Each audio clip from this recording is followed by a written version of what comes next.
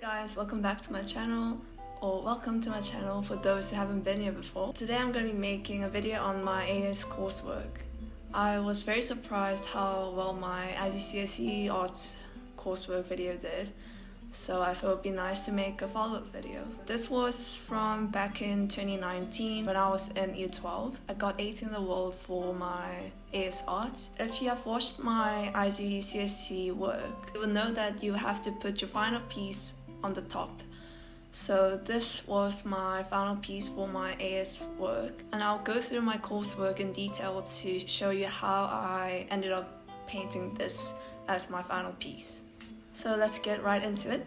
My coursework title was called Women's Role in Society. As I struggled in IG, I struggled a lot to choose a title. I knew I wanted to do something related to feminism because that's something that I am passionate about, that I think I can talk about a lot. But feminism as a whole is just so broad and I didn't know what to focus on. So I started by drawing a mind map, as you can see here. Topics that I wrote down were things like LGBTQ, clothing industry, POC, being an Asian woman, being an Asian woman in foreign country, crimes and women, femicide, what else? Expectation from society on women, marriage, backlash, objectification, sexism, misogyny. So I started off by feminism, but I wanted to narrow it down so that I know what I was focusing on. And as I wrote down underneath my mind map, saying I started mind mapping with the word feminism, then decided to narrow it down to the women's role in society, especially in households. The reason why I wanted to focus on women in the household, so like housewives or women in family setting, because I didn't want to do something out there that I have to go out to take photos and interview like new people, stuff like that. So I wanted to keep it simple but still related to feminism, and that's why I chose women's role in society. As I did for IG, I started taking photos at home. This was my guardian at the time. She was cooking for us. She was making some kimchi as well, which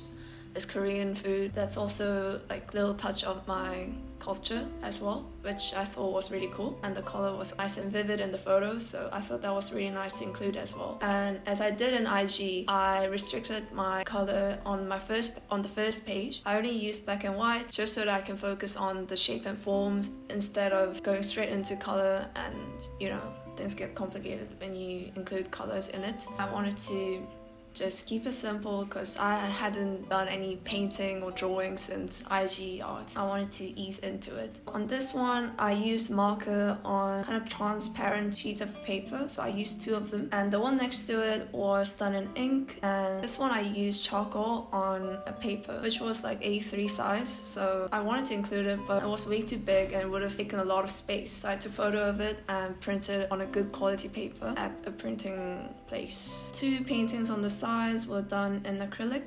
That was pretty much it for the first page. Moving on to the second page, as you can see, I introduced colors in the second page. I asked my friend if I could take photos of her doing chores, and she kindly said yes. So I took photos of her doing laundry, so her holding the clothes and her putting the clothes on the line, and some photos of the clothesline as well. I annotated here saying I chose this photograph to paint as I like the fact that women appear suffocated by the overwhelming amount of laundry. In the painting, the clothes at the front and woman, my friend, is at the background, dark color, so she's almost like a shadow, like a dead person, just suffocated by the amount of clothes.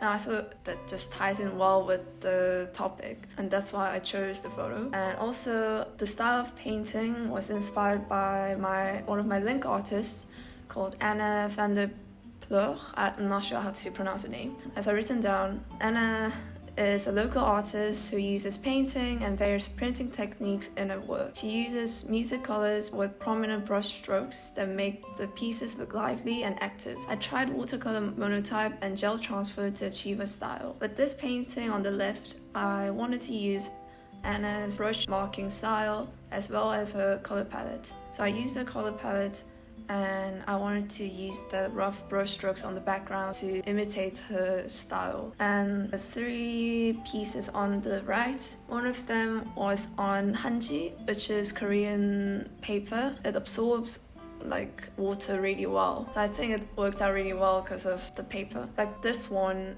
you can't really see the brush strokes and the colors are like all weird. And this was on just normal, I think mixed media paper. I don't think it was watercolor paper, I can't remember. But this was like normal Canson paper and it didn't work well. But when I used it on hanji, it worked really well. And the one on the top was directly painted on the transparent plastic using watercolor. That kind of worked okay, but I think the one on hanji worked the best. And moving on to the 3rd page, this is where I developed the Surrealist style. So my teacher suggested looking into Surrealism, which I didn't know about till that point. I obviously knew about it, like Salvador Dali is so famous, box things, and Rene Magritte. Like I knew it existed, but I never looked into it. And as I got into it, I realized it's really interesting.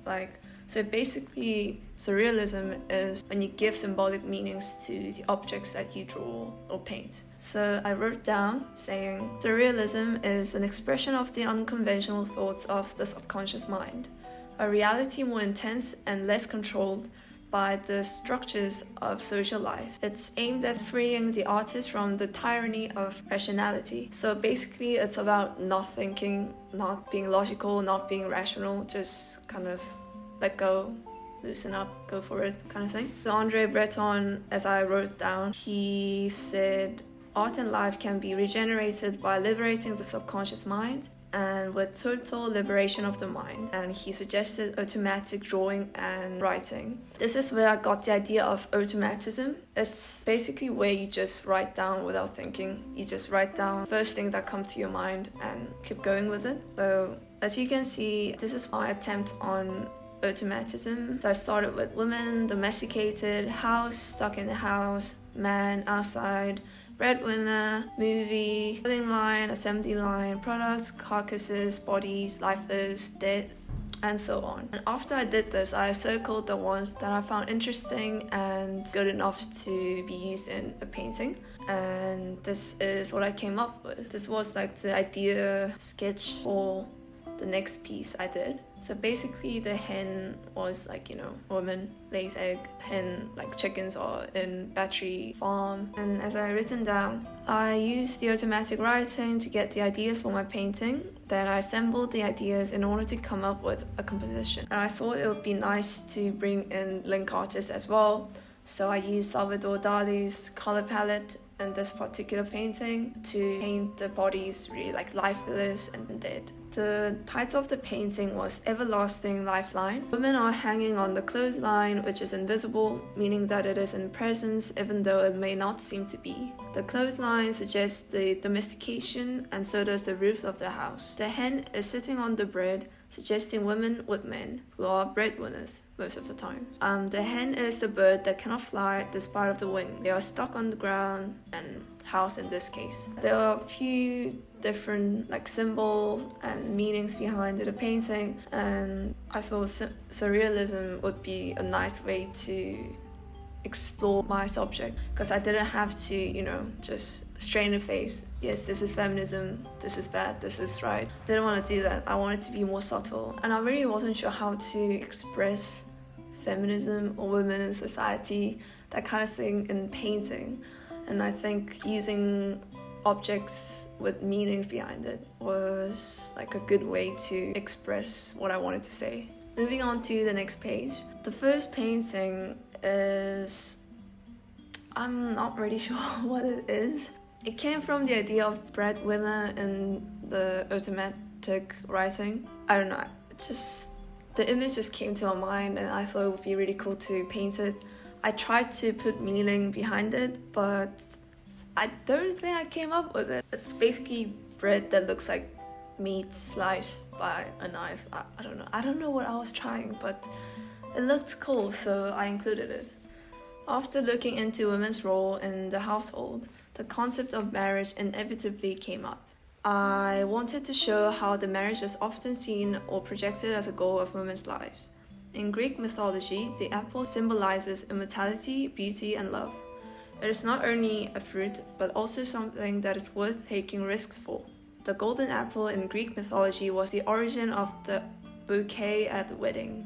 Therefore, I used the apple as a symbol of marriage in my painting. So this was a photo that I took on a sports day. I edited the apple into it so that, marriage, goal post. And then I did a performance piece. So I sprayed the apple with gold spray paint and wrote down "to the fairest," which is how it was in the Greek mythology. Obviously, Aphrodite took the golden apple because she was the fairest woman, or fairest goddess. The golden apple in Greek mythology has a message written on it being "to the fairest." I did a short performance where I erased the initial message and wrote "to all women" in order to include every single woman. It was wasn't the best thing I did, but I don't know, I kind of wanted to do it, so I did it. And continuing with the concept of golden apple, I did this painting. So it's a person in a veil with an apple in their mouth and also in a basketball hoop. So obviously the hoop suggests the goal, as I said earlier, the goal of a woman's life being getting married, and the apple obviously suggests the marriage and the veil as well. But the veil in this case can be interpreted in multiple ways. So it obviously symbolizes the marriage, but also you can question if the person is being protected, or are they being deceived, are they being covered, they can't see what they're doing. So there are a few ways to interpret it, but I'll leave that up to the people. And also the way the shoulders, the skin is painted was meant to make the person look dead as well. But this painting was difficult to paint. The veil was just no joke. But it came out nicely, so I'm really happy about it. And the next page is more of a photography page, this and the next page. So I wanted to use the veil a bit more. Veil obviously symbolizes marriage, but as I said, the person who's wearing the veil is covered. They are concealed and disguised, so it also symbolizes the lack of judgment and being deceived. And as you can see in the mind map, veil suggests marriage, being domesticated, something to celebrate, but also the person who's wearing the veil is always a woman, and they're being veiled and they're being covered because they're like a present. You know how the dad of bride walks down the aisle with the bride to the groom. It's kind of effed up. So it's I don't know. So these photos were taken before I did the previous painting on a basketball hoop, and my teacher wearing the veil as well. So on one day, my teacher brought me a bag full of veil, and she said, just go take photos of these. That was it. She was like, go have fun, take photos of these. And I didn't know what to do because, how do you even start about taking photos of veil? Do you put it on somebody? Do you put it on a line? How do you take photos of it? So I was very lost and confused, but somehow I took such nice photos. I think they came out really, really nicely. I'm so proud of them. So I went outside, I took the veils out of the bag, and I put it on the washing line, the clothesline, and I was like, okay, where do I even start? So I just started taking random photos of them, and then I started getting creative. As you can see in the photos, I made a person, human-like figure with the veil, and I started using veil as a filter because they're transparent, so I could photograph through the veil. One of the veils I had was orangey reddish color, and that's how I achieved red photos using that as filter, and I think it turned out really nicely. I did 2 photo shoots. I did it in the afternoon and I did it at night, and both of them came out really nicely. I wrote down the page saying veil photographs, using veils as colored filters, seeing through veils. They look as if they are taken underwater, kind of dreamy, delusional, floaty, obscure, reminds of fish nets, fish being trapped, in this case women being trapped at home, being locked and trapped, and almost sense of claustrophobic is also present, shaping veils to look like people. Veils are linked to the marriage, which women are often told as their life goal. Marriage becoming or disguised as the people taking over the people's minds. So, because marriage sometimes becomes such an important thing that they put it before them. That's kind of what I was going for. And obviously I had a link artist, which I always kind of do my pieces and then think of link artists, or I take photos and then I'd be like, okay, this would be kind of cool using these people as link artists. Sometimes I choose the link artist before the piece, or sometimes I do the piece and I'd be like, oh, this reminds me of this artist, and then I will use them as link artists and do maybe more pieces after doing research on them. So the link artist on this page was Sweeney. She mainly worked with oil paint on a translucent paper, so like tracing paper I think she uses. And I wrote down that she is interested in the qualities of light and luminosity. I thought my photographs were similar to her work, even though they were done in different medium. The painting next to it was a monoprint using oil paint, which worked way better than watercolor, as you can see. The lighting in the photographs actually look more like brushstrokes than the actual monoprint. But yeah, it was a cool experimental thing that I did. And the next page was just photos printed in a nice big paper.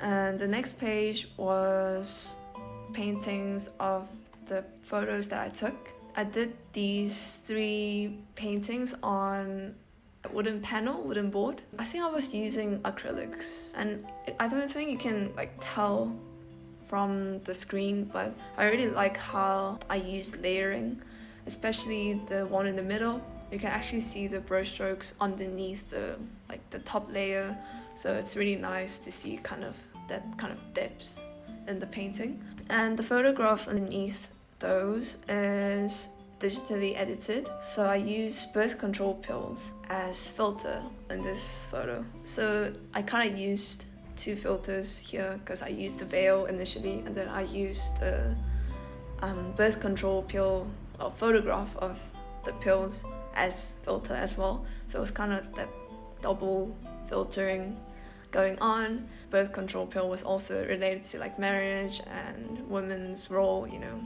being safe and all that.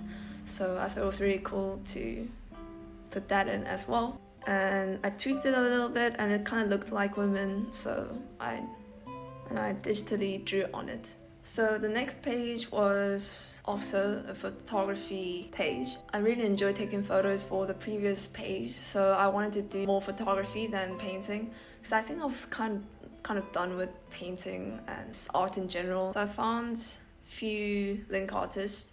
One of them was Shannon Ferguson and the other one was Joanne Callis. Shannon Ferguson uses surrealism and domesticity, existentialism, and one of her works was titled Transmutations of a Domesticated Primate. She uses ideas of surrealism to express the feeling of absurdity as part of everything, especially the life of a domesticated primate. And she uses the idea of morphing into different states by distorting the relationship between herself and objects in space. I really like the juxtaposition and the absurdity of the photos. They're just so weird and strange and quirky, and I wanted to do something like that. Other photographer was Joanne Callis. She uses ordinary, everyday objects in odd composition that makes them look out of place but have a meaning. She said, "I want them to be faceless bodies. They represent each and every one, not the particular person or character." I really liked this sentence because that was what I've been doing without noticing. Because all the paintings I did so far in the course, I didn't paint a single face. All of them were just faceless figures that could be anybody, and possibility of them being anybody I think was really fascinating and relatable. That's why I wrote down the quote, and I wanted to take photographs like them, so I did it. This was a photograph of myself. I edited all of them, so just pile of clothes and my hands in them, and myself opening the fridge at the background, and I edited those two together to create this photograph. And finally, the last page. There's a lot of writing in this page actually, unlike other pages, so I'll read the notes. Women have always played a role in the Surrealist movement, but for the most part as objects of masculine desire and fantasy. Even though the Surrealism was described as a complete freedom of art, as Burton wrote, women were used as the ultimate Surrealist objects, being mystified, fetishized, and othered. This is where I started looking into feminist surrealists. Remedios Varo was a feminist surrealist around the time of World War II. In her work, the patriarchal oppression is often figured by the presence of a cage or a tower, figuring women within domestic, often isolated prison. Remedios Varo worked closely with fellow feminist surrealists, Leonora Carrington and Katie Horner, being often referred to as the Three Witches. Leonora Carrington used her work to speak her own truth. Instead of focusing on Freudian theoretical texts on subconscious desire, Carrington delved into the magical realism, alchemy, and biography of her own, distinctly feminine experience. So for the final piece, I wanted to go back to where I started, which was kitchen. I wanted to show the liberation, almost like rebirth of a woman from her body, her work, person emerging from the body, and it almost looks like vagina where the human body splits. And because of the choice of color and the way the body is represented and the way just the painting looks, the person almost looks like a sorcerer, a witch. I think that also was one thing that I wanted to include in my painting. The fact that strong women are depicted and referred to as witches most of the times. For the technique and color palette, I had a link artist, obviously, called Alan Buspichu. I'm not really sure how to pronounce his name. His use of energetic brush strokes and of a light color palette creates a feeling of dreamlike fall memories. So yeah, that's where I got the idea for my final piece. Yeah, I wanted to paint that kind of mystery, witchcraft, kind of dreamlike painting. And yeah, that's the end of my AS coursework. At the end of the coursework, I must say I was really happy about what I did. They came out really nicely, I think. It was a difficult project though, I must say. Feminism, it's an abstract concept. It's not an object, it's not something tangible. And I think that's where I struggled quite a bit, because I didn't know what to do. Because for my IG, I did skin, so it was something tangible and something, I could just kind of take photo of myself and paint it. So it was way more simple. But with this one, because it was abstract, it was very difficult to go about. I just didn't know how to start with it. It was something different. It wasn't something like, how should I say, common. And that's where I got the marks and interest of the markers, I guess. Yeah. So I hope you found the video interesting and helpful. If you have any questions, please leave them down below, or you can DM me on Instagram. I might do a Q&A video on how to choose the subjects and other questions on Cambridge Arts, Design and Art. Thank you for watching till the end, and hope you have a good day and stay safe, guys. Bye.